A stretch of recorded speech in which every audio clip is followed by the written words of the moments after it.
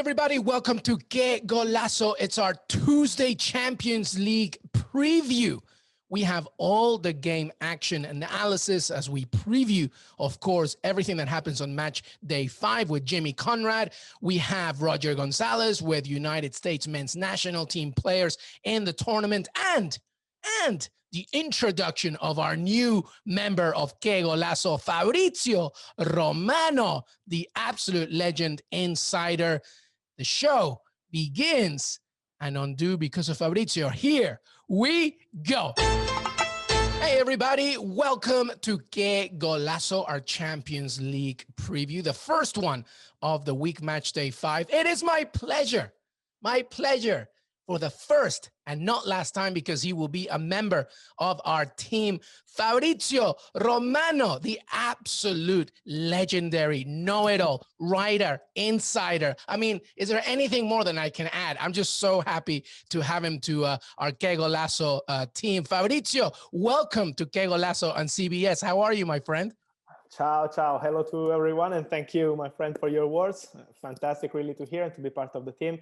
Really, I am so happy to be on Qué Golazo. I was looking at you, listening at you every day, but finally I am with you. So let's go together, and here we go together. Here we go. So as Fabrizio mentioned, he will be part of our team.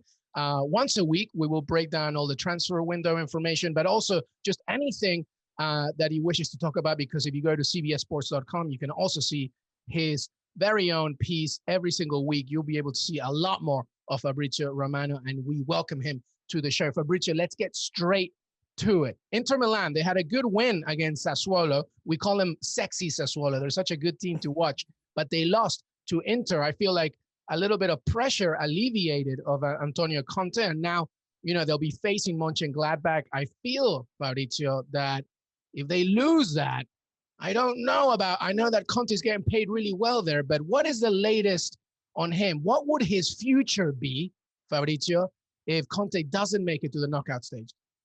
It's not an easy situation, my friend, just because, as you said, for Inter, they were expecting to go to the next stage on Champions League, obviously. Always Antonio Conte says, okay, we are in a difficult stage, so it's not easy with Real Madrid, with Borussia Mönchengladbach, with Shakhtar. But in my opinion, and also in Inter board opinion, they were convinced that the team were ready. I don't say to win this group, but also to be the first or the second with Real Madrid. So at the moment, the match against Borussia Mönchengladbach is absolutely key for Antonio Conte. What Inter say with their board, with their directors, is that also if they lose the match with Borussia Mönchengladbach, or also if they have a draw, they will go on with Antonio Conte. So they have no doubt on his future. As you said, he has a fantastic wages, just because it's like 12 million euro per season. So after tax, so you can imagine it's the best paid manager in Italian Serie A.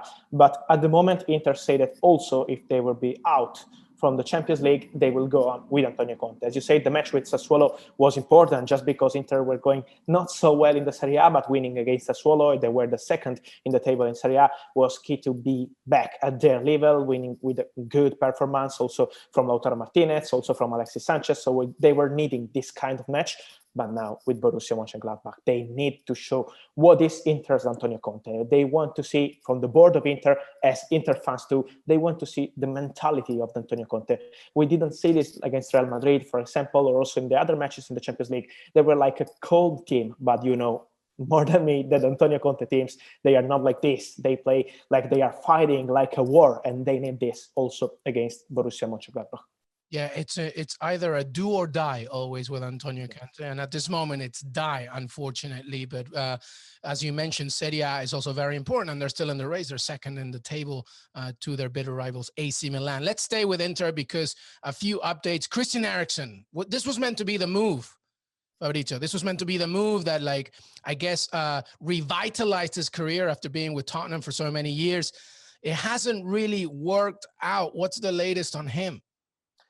It's crazy just because I remember 1 year ago, it was like December, January, I was covering the move of Christian Eriksen from Tottenham to Inter, and Inter fans were buzzing like they had the new number 10, the best player of the team, top quality. We were talking about one of the best players in the world in the final of the Champions League with Tottenham. really exactly what Inter was going to need, a player with quality, because they have many players with fighting mentality, also Lukaku, also Lautaro, but they were needing some quality. They bring it up with Christian Eriksen for 20 million euros, so it was like a bargain for Inter. They were convinced he was the perfect player, and then he was really, unfortunately, I am sad to say this, but he was terrible with Inter and with Antonio Conte, just because you can see also, if you see the player directly from the pitch, he's not happy with Antonio Conte. He's not playing his like a starter, never, just because he has different ideas. He don't want top quality, but also players, as we said, ready to fight in every match, do or die. And it's not exactly the mentality of Christian Eriksen, who is bringing quality and not this kind of skills. So that's why Inter are ready to sell Christian Eriksen on January. They are convinced that it's best solution for Christian Eriksen and for the team too, and for Antonio Conte too. So they want money. They want around 30 million euro to sell Antonio Conte, to sell obviously Christian Eriksen on January. Also, Antonio Conte said, okay, let's sell the player, just because they are not happy with him. They need different midfielders. They always had the dream to sign N'Golo Kante from Chelsea, but it's absolutely impossible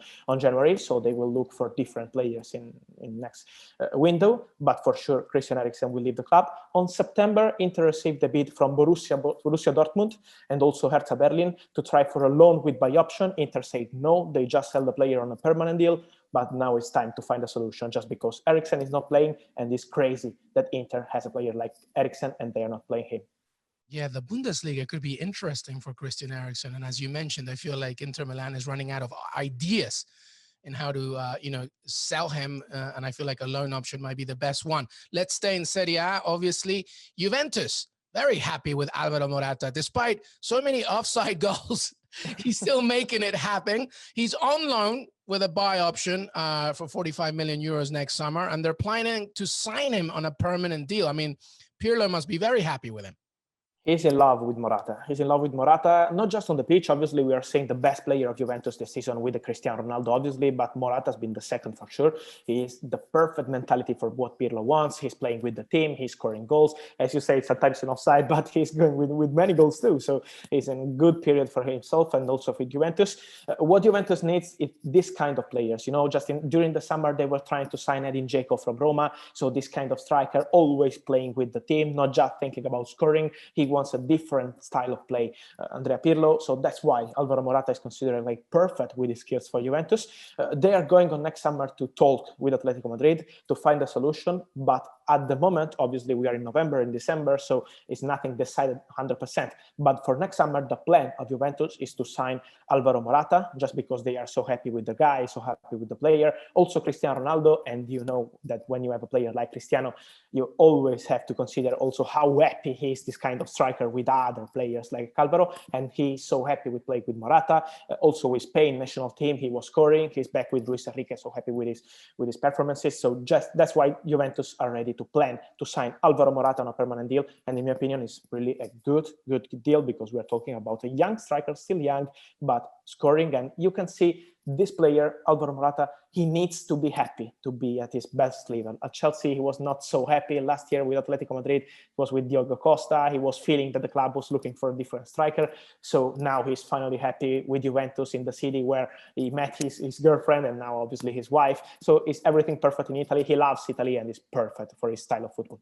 Yeah, there is no way that he's going anywhere unless, I guess, Pirlo or Ronaldo say I'm not happy with him. I think keep scoring goals, Morata, and let's stay in Serie A. Francesco Acerbi, such a amazing story, a survivor of testicular cancer twice, such a leader with Lazio, and Lazio's happy with him, right? They see him as a really good leader, obviously, in that squad. He's a leader. He's naturally a leader, as you said, also for his story, but also on the pitch. Always, if you talk about Lazio outside from Italy, everyone knows the story, obviously, of Luis Alberto, of Immobile, of Milinkovic-Savic. But the true leader with Ciro Immobile is Francesco Acerbi. He's an incredible guy. He's always playing. Imagine he was playing every match, every season. Also this season, he played every minute possible in the Champions League and in the Serie A. So this is a leader. This is the perfect player for a manager. They always want this kind of players. And that's why Lazio are planning to extend his contract. They are talking with his agent. So they are feeling that in some weeks, they will extend his contract for next 5 years. So Francesco Acerbi will stay with Lazio. We had some rumors about Inter because, as we said about Conte, he likes players like this, ready to fight, to play always. And Acerbi is perfect also to play with defense with 3 players. But Lazio will keep Francesco Acerbi. He will extend his contract, and I think if Lazio will go on to the next stage of the Champions League, and I think yes, he will be one of the players to look on also on the next stages of the Champions League, because when he listened to the Champions League music, I think thinking also about his story is something magic for Francesco Acerbi, so he deserves it. Yeah, he's a great story of resilience and just leadership, everything that he has done. All right, let's go to England. Let's go to Manchester City. Fabrizio, Kevin De Bruyne, to me, just one of the magicians of football, one of the best, not just midfielders, but players in the world. We saw what he did against Burnley this past weekend. Obviously, Man City looking good in the Champions League. He's a wanted man, I'm sure, but I'm sure he's an expensive man. But it's all up to City and De Bruyne. What's the latest on him as we look to 2021? I totally agree with you about the player. We are talking about a top player, one of the best in the world. And this is also the opinion from Manchester City board, obviously, and from Pep Guardiola. But for Kevin De Bruyne was key to have Pep Guardiola still in the project of Manchester City. So immediately after, he knew like 1 month ago that Pep Guardiola was going to extend his contract with Manchester City. Immediately after, he accepted to open talks for his own contract with Manchester City. So Manchester City are planning and are working also in these weeks to extend contract for Kevin De Bruyne for next 5 years. They have absolutely good feelings, positive feelings, just because the player wants to stay. The clubs want to keep the player, and the same for Pep Guardiola. He wants De Bruyne in the project. So they moved immediately just because they were thinking if for next summer we'll move clubs like Paris Saint-Germain, like Real Madrid. They had a difficult summer on the transfer window. You know, Real Madrid didn't sign any top player, and the same for Paris Saint-Germain, looking at the situation, obviously, of the virus. So it was so difficult. But if on next summer they want a top player and they will try for Kevin De Bruyne, this can be a problem to have a players like him with 2 years of contract. So they are moving immediately to extending contract. And I think in 1 or 2 months, we will announce together on Qué Golazo and on CBS that Kevin De Bruyne has extended this contract with Manchester City for the next 5 years. I love it. I love it. All right. A few more minutes with the amazing Fabrizio Romano. And I want to ask him something, a little bit of a gamble question here. If you were going to Vegas, Fabrizio, right? And you got like a bunch of money, right? And they're telling me, and they're telling you, you got to just bet, just gamble, just take a wild guess. Is there a club, do you think, in January that really will go for a big player? We know that January window, it can be a little bit indifferent because obviously it's about teams trying to wound up, heal up, Virgil van Dijk, etc. But do you think if you were to go to Vegas and take a gander and see, here's a club that really needs somebody and will probably get a big star, is there anybody, or will you just go home and save your money? I will go home and save my money in January just because I know the transfers in January, how they are. So it's complicated in January to spend a lot of money. But I tell you that I expect something special from Arsenal. They need the quality midfielder. They need the player they didn't sign, like Aouar. Okay, they signed Thomas Partey on the last day, on the deadline day. Amazing transfer, amazing player, but he's a leader, okay, but he's not a top quality midfielder. He's a different player with different skills. So they need this kind of player with quality, with something magic in the midfield. And so keep an eye on Arsenal just because they were considering Aouar again. They have an eye also on the situation of Szoboszlai, and I really love this player. I'm sure that this player is moving on January, so we will talk about him. I think in 2 weeks, we will understand where he's going, just because AC Milan and Arsenal are looking at this situation, but there are also other clubs. He has a release clause for 25 million euro, and in my opinion, it's something crazy because he's one of the best talents we have in Europe and in European football. He's playing with Salzburg, but with 25 million euro, you can buy a normal player today in Europe. And Szoboszlai is a top young. So it's a fantastic clause, a fantastic opportunity. And I say, keep an eye on Arsenal because they exactly need this kind of player. So I don't know if it will be Szoboszlai, if it will be another one like Eriksen, like obviously the situation of Aouar with Lyon, but they will go for this kind of player with something magic, and I expect something special from Arsenal. Yeah, I love Dominic Szoboszlai. He's such a good player. But now that you're thinking like Christian Eriksen, can you imagine that? And a former Tottenham player going to Arsenal? That will be very interesting. Always good to have Fabrizio. I'm going to finish with this, Fabrizio. Everybody wants to know this, right? Maybe not so now. I'm sure you're busy as hell right now, but I'm talking like summer and January. When does your day begin? And when do you even sleep? Like, how does your day work? The questions everyone does to me now, right now is always how many hours you sleep. During the window, I sleep like really 4 or 5 hours. When I'm lucky, 5 hours. Just because, if I am sleeping, I am like scared that I'm losing something. If I wake up too late and I'm losing something on the transfer market. So I prefer to work during the night and to wake up like around 10 a.m.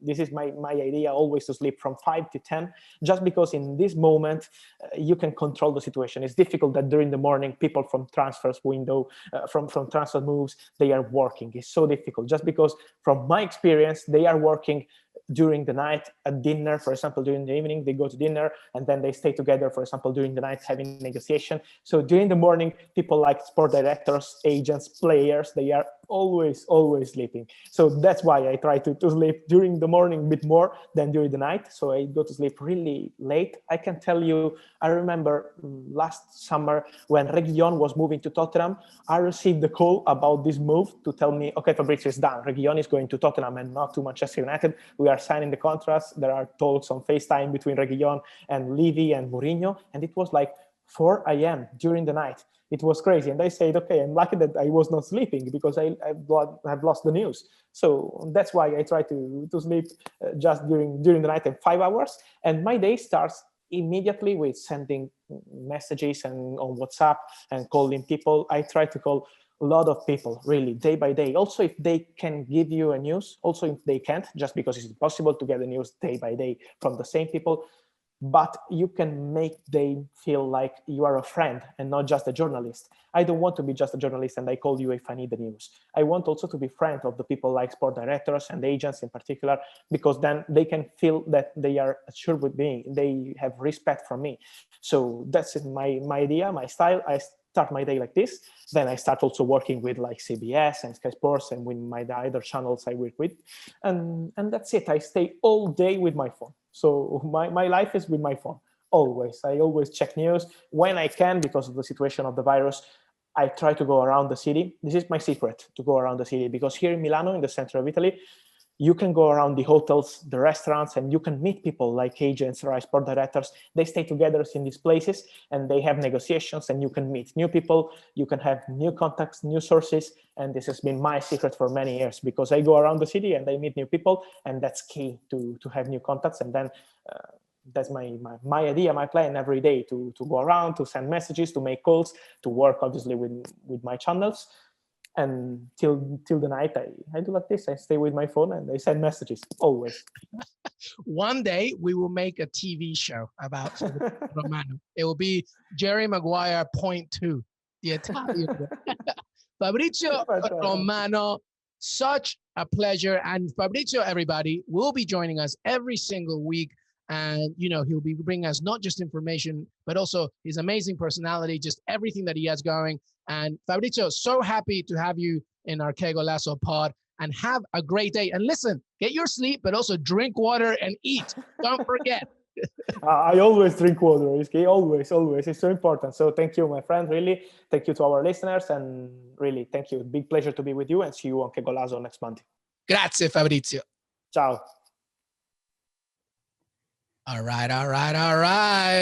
It's Tuesday Champions League preview time. Welcome back, everybody, to Qué Golazo. I'm with my brother, Jimmy Conrad. Jimmy, what's up? What's up? Just doing some calisthenics to get ready for this week, baby. Let's go, Luis.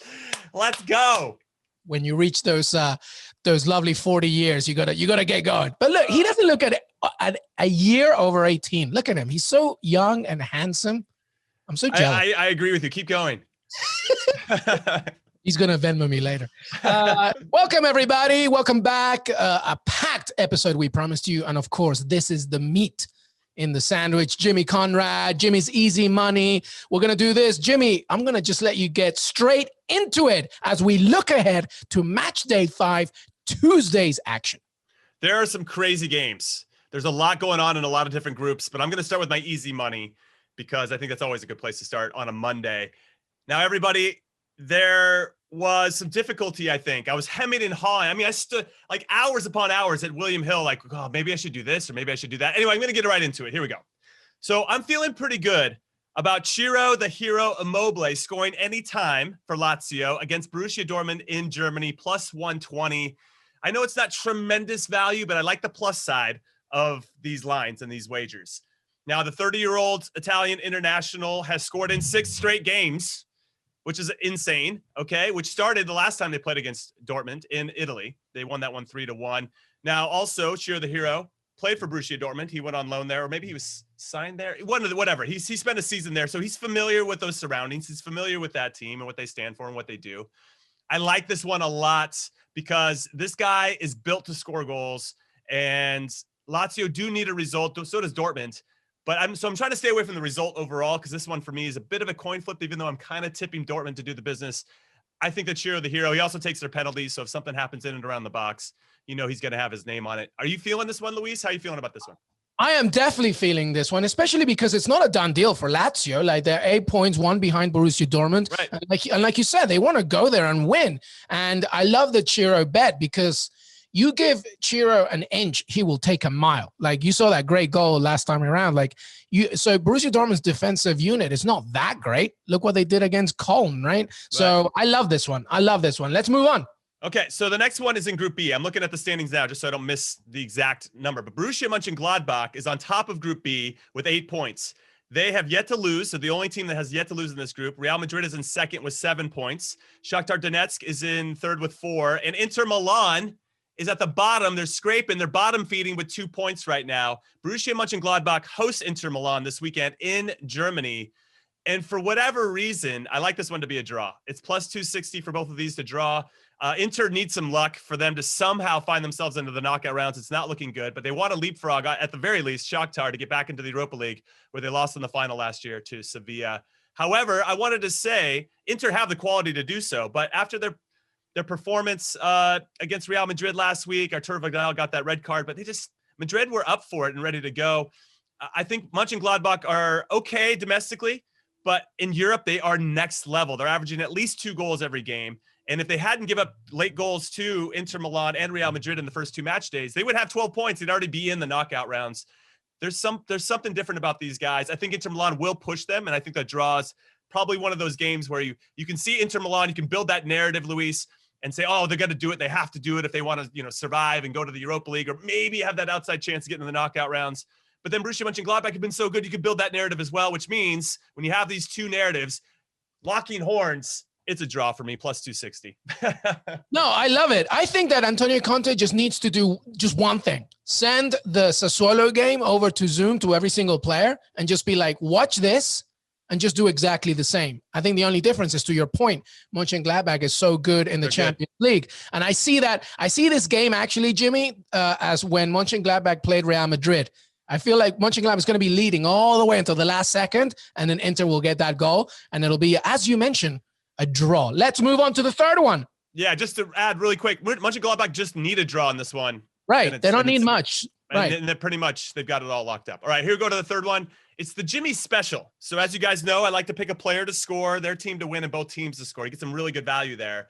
And we're getting tremendous value, everybody, from Neymar being that guy. Neymar to score, PSG to win, and both teams to score. They're playing against Manchester United. Plus 500. My brain is melting on that value right now.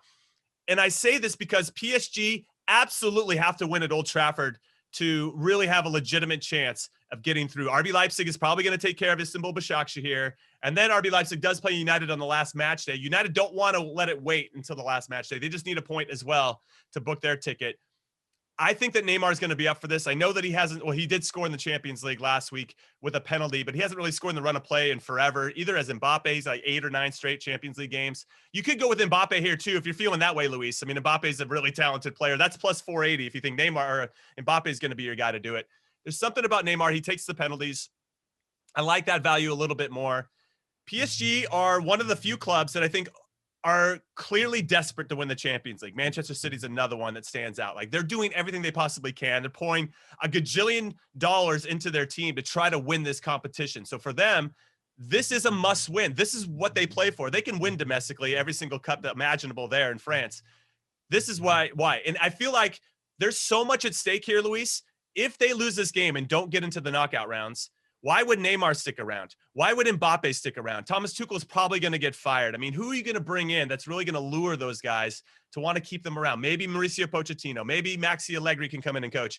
There is so much at stake at this particular game. Yes, there's some mathematical things that they could lose this game, or they could get a draw and then get some help from Istanbul Başakşehir or RB Leipzig or whatever it may be, because they play Başakşehir in the last game. They're probably going to roll over those guys. So you can kind of feel like that's a guaranteed 3 points there. This is the one, though. And they have to go out and do the business and not let it fall to the fates. Because if they win this and RB Leipzig wins, everybody's on 9 points. You got 3 teams on 9 points heading into the last match day. That is what's up. And they play Başakşehir, like I said, they're probably going to get to 12. But they have to win this one to make that happen, which puts all the pressure on Man United and RB Leipzig. United's thinking the same thing. I just think PSG is going to be up for this game in a different way. They got Marco Verratti back into the team. He's going to make a big difference. Mauro Icardi's getting healthy again. They're going to have pretty much a full slate of defenders that are ready for them to go. And yeah, anytime you have Keylor Navas in goal, you always have a chance. That's what I think. Yeah, nothing much more to add there, really, honestly. This is probably the sauciest pick of Jimmy's easy. It's risky. Monday. It's a little risky. By the way, these ones now we're moving past Tuesday, just in case if you're looking ahead. Yeah. This is a Wednesday game. And the only thing I'll say to add about this, and everything that you've said is correct, they just tied against Bordeaux. Yeah. Right. So maybe this is a motivation as well. And I don't know what to make of Manchester United still. I just don't. I need to see a bigger sort of blueprint of Man U, and I like this one. All right, let's move to the last one. Okay, the last one. I will say really quick I meant to add this with a Jimmy special. Edinson Cavani could play against his former club in PSG. If he's up for it, well, this whole bet's all thrown off. So you guys just decide on where your heart goes, but I just feel like there's some really good value with Neymar, well, you know what I said, who's one of the best players in the world. And you know what I said last week? I feel like Cavani's going to get the winner. He might. And that would really I wouldn't feel bad. In some ways I would, but it would be kind of cool to see that happen. All right, let's get to the last one. And I'm going all Spanish clubs. And this is always a parlay, my last one for everybody. It's going to be spread out over the 2 days, Tuesday and Wednesday. So, it's like a daily double. You hope you hit the first day so that you have some action going for you in the second day, or the first race, second race if you're into horse racing. Now, because it's all Spanish, I'm calling it La Fiesta Parlayesta. You like that? La Fiesta Parlayesta. Usually it's parlay, partay, but we're going La Fiesta Parlayesta. Okay. I love it. So for people that don't know, Spanish clubs dominate in European competition. Real Madrid is the most successful club in Champions League history. They've got 13 trophies. Sevilla is the most successful club in Europa League history. They have 6 trophies. I'd like Atletico Madrid. We're going to start there. They're hosting Bayern Munich at home. And you'd be like, oh, Bayern Munich, they're the reigning champs and blah, blah. Listen, Bayern Munich already booked their ticket. They're the number 1 team in the group. Robert Lewandowski's not traveling. Manuel Neuer's not traveling. And there's a couple other guys that aren't traveling either. But those are the 2. Leon Goretzka.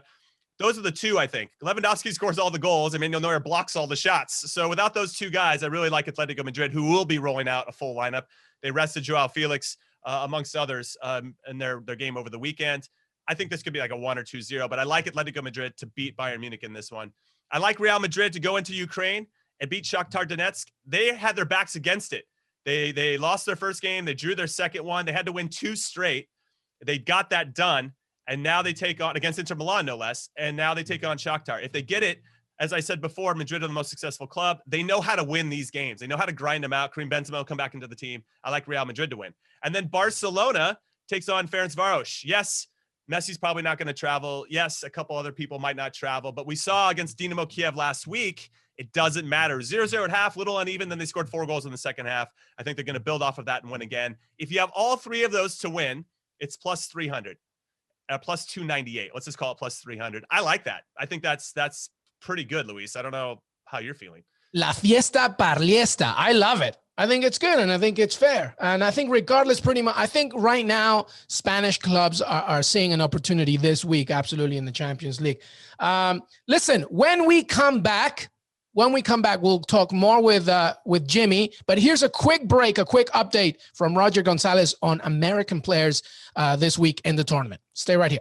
Hey, everybody. Welcome back to wrap up Tuesday's preview of the Champions League, but really we're going to cover both days right now because we welcome once again our weekly contributor, CBS Sports Insider, writer, talent extraordinaire, my friend, Roger Gonzalez. Roger, how are you, bud? Doing great, man. How are you? I'm good. I hope you had a great Thanksgiving. Let's get straight into it. Let's begin with Tuesday as Bayern Munich, already qualified to the knockout stage, faces Atletico Madrid. What can you tell me as we break down some U.S. talent?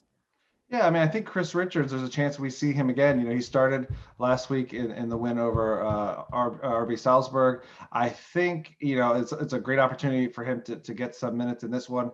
When you look at what Bayern has done, they've already won the group. There's going to be significant rotation. He was named to the squad to travel to Madrid for the match.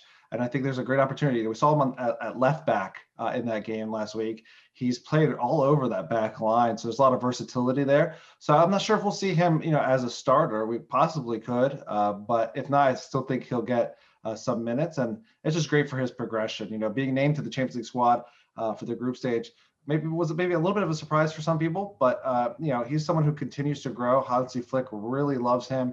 There's a lot of teams that are going to try to go after him in January on the loan, and I think he's someone who can continue to contribute. Yeah, I think hopefully for the sake of Greg Berhalter and Bayern Munich, to be honest, this is a great opportunity because Bayern is through, you know, and they can really test to see the future of the center back rotation. Let's move on to Wednesday. There's a few other players from an American perspective chiming in. Who do you have your eyes on? Yeah, I mean, I think you look at Tyler Adams at Red Bull Leipzig, a guy who played. He started this past weekend in the Bundesliga, and a guy who has really, I think, found kind of some comfort there in the middle. As we said before, he's not the biggest guy, he's not the strongest guy, but he's got a really good understanding of the game. He likes to sit back, receive the ball and be able to play it either out wide or play to someone's feet with maybe a striker checking too. He's just someone who's really, really growing. And I think he's someone also who needs significant minutes. It's kind of hard to get those at the club that he's currently at, but it's also a club like a lot of the Bundesliga that give minutes to young players. It's just so competitive. And speaking with him in the past, he's kind of just been blown away by just how intense training is and how, you could have a good week one week and then not look sharp in training and you're out. So for him, playing Istanbul, I think he has an opportunity there to potentially start again. And if not, maybe come off the bench. And, he's already a Champions League hero in the eyes of many for what he did against Atletico Madrid in last season's Champions League. And here's hoping he gets another opportunity. That's excellent. Roger Gonzalez, always good to have you. He will be back for match day 6. I hope you have a great week, Roger. Follow all his work, of course, on Twitter, on CBS Sports. Roger, always good having you, brother. Thanks, man. Have a good one. Welcome back, everybody. We're here with Jimmy C. He just gave you your easy money, La Fiesta Parlayesta. I love it. Check it out. Make sure that you follow us on Qué Golazo on Twitter and stay updated with all of Jimmy's easy money. We're now talking about the major games here for Tuesday's action, Jimmy. And we're going to focus first on Liverpool against Ajax. Oof, I feel that that's a big game. I don't even need to feel it. It's just a fact, right? We're in match day 5. Liverpool lead in Group D with 9 points. Ajax in second with 7. Then Atalanta with 7. Michelin, bye-bye. Sorry. So it's really up to Liverpool, Ajax, and Atalanta. This is not done and dusted for any of them right now. And the winner of Liverpool, Ajax, Jimmy, tops the group. How do you see that game? That's a tough one. Liverpool are in it right now. Jurgen Klopp is definitely frustrated. The players are frustrated. And I think that's lending itself to kind of an atmosphere and a culture around the team where they're created a chip on their shoulder, which I think is sometimes very valuable. But I feel like Liverpool, or Jurgen Klopp in particular, his teams are at their best when they're relaxed, when they're having fun, and they don't look like they're having fun at the moment. They have a lot of games. They're complaining a lot, which I understand why they're complaining. I think it's very it's valid where they're coming from, but it doesn't change the fact that doesn't necessarily lend itself to getting results. They lost to Atalanta last week at Anfield. I think Ajax are just as talented, if maybe even better from top to bottom than Atalanta. I'd say from back to front. They have some very talented young players. They've won 6 straight heading into this one. And because Liverpool are without a few players that obviously we've talked about, Trent Alexander-Arnold and Virgil van Dijk and all these guys, it does make a difference. And I like the front 3 of Ajax. I could see a draw here, frankly. I think Liverpool is probably going to dig down, knowing they just need to probably get a point to really kind of establish themselves. They play against Midtjylland in the last group stage game, so they know they're probably going to get all 3 points there. So they need to at least get a draw, and then they could relax a little bit. Whether they can do that or not, Ajax knows it's the opposite, right? They need to get all 3 points here to make sure they book their ticket. So a lot to play for here, especially with Atalanta playing Midtjylland, which they probably will get the full 3 points. This is exciting. I don't really know. But when you look at that front three of Liverpool, you got Jota most likely starting, Salah, Mane, Firmino can come off the bench or vice versa. I think Fabinho will come back into the team. These are a little bit different players than what they rolled out against Atalanta, and I just think that experience will lend itself to them grinding out a result. I could see a draw here for sure. And listen, Ajax is not going to feel sorry for Liverpool. I mean, it wasn't too long ago when they had to travel to Midtjylland with literally 3 players because of coronavirus. So everybody's feeling the pain and the struggle and the issues of a pandemic-centric season. But this is a big, big game. All right, let's go over to another, important time for Tuesday, as we already talked about it from an easy money perspective. But Group B, very interesting. Mönchengladbach, of course, facing Inter Milan, Real Madrid against Shakhtar Donetsk. Mönchengladbach tops Group B right now with 8 points. Real Madrid with 7. Shakhtar Donetsk with 4. Inter Milan with 2. It's a big, big day. Yeah, I don't know which one you want to focus on first. It is. This is probably the most pivotal day for that group on Matchday 5. Well, let's talk about Real Madrid for a second. They just lost to Alaves 2-1 in the weekend. This is a big day. I mean, and you would say that even though they're traveling to Shakhtar Donetsk, probably thinking about the redemption that they had after losing the first one at Alfredo Di Stefano Stadium. So they win, and there's a tie with Inter Milan and Mönchengladbach, as you guessed, are embedded for Easy's money. Then they top the group. So, it's another big one for Zinedine Zidane. It is. I'm going to say what I said earlier. There's something about this Madrid team. They have something in them. There's this DNA of winning in this competition. They might not always play pretty, but they get results. They had their backs against it. They had 2 games straight against Inter Milan.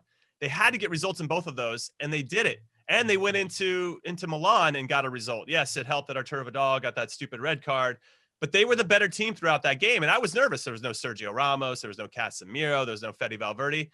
Yeah, no problem. They still have Modric. They still have Toni Kroos. They have guys that know how to manage a game. They have World Cup winners in their team. They have Ballon d'Or winners, especially in the middle of midfield, to cover for them. I really think it's going to come down with Eden Hazard hurt again, which I think they're used to, him not being available. If Benzema plays or not. He's in the squad. So he's in the squad. I think he's going to play. If they're not going to make him travel all the way to Ukraine if he's not going to play, and probably absolutely. Start. He makes such a big difference to that team. Casemiro will start this game. I thought Nacho was pretty good against Inter Milan last week in the match day. I thought he was going to struggle a little bit with Lukaku and Lautaro Martinez. He didn't. He didn't look out of place. He ended up actually creating the first penalty that they scored. And if Varane can just keep it together, and keep it straight, Courtois on goal, he made a mistake against Alaves, very uncharacteristic. I'm sure he'll be playing a lot more safe and simple this time around. I like Madrid to get the results. And after seeing Shakhtar Donetsk give up 10 goals in the last 2 games to Borussia Mönchengladbach, I think there's a blueprint out there about how to play this Shakhtar team. And I just think Madrid's got too much quality. Yeah, I agree. I don't think it's going to be easy, but I think Real Madrid will take care of business. I mean, listen, aside from Hazard, of course, you mentioned Sergio Ramos is not in the squad either, of course, but also, Dani Carvajal, Fede Valverde. So, they are missing players, but I think they have enough. And it's more to the point that you just said, which is more about how Shakhtar Donetsk is playing right now in the Champions League, as opposed to what Real Madrid can deliver. And again, just like PSG and Bordeaux only getting a point, I think Real Madrid's loss this past weekend is probably going to be enough motivation for Zidane to say, listen, enough is enough. And they have the early kickoff, so they can at least temporarily top that group and add more pressure as Mönchengladbach and Inter Milan face each other. So, anything else to talk about for Tuesday? There's some good games, some good, easy money tips. What else you got? I mean, really, it was Borussia Mönchengladbach, Inter Milan. I mean, you touched upon it there. I don't know what version of the Inter Milan team we're going to see. They have so much talent. I look at their lineup, and I'm looking at it right now. I'm like, okay, these guys should win every game or most every game they play in. They just have it. They have some good young players. They got Hakimi, got Barella. You know, their back three seems pretty settled with De Vrij, and I love Bastoni. I think he's a good young center back up and coming. Skriniar, Handanovic is solid in goal. Like, I just don't understand why they shut off and then don't play particularly well. It's really interesting. And against Borussia Mönchengladbach, they welcome Alassane Plea back into the team. He missed out on match day 5.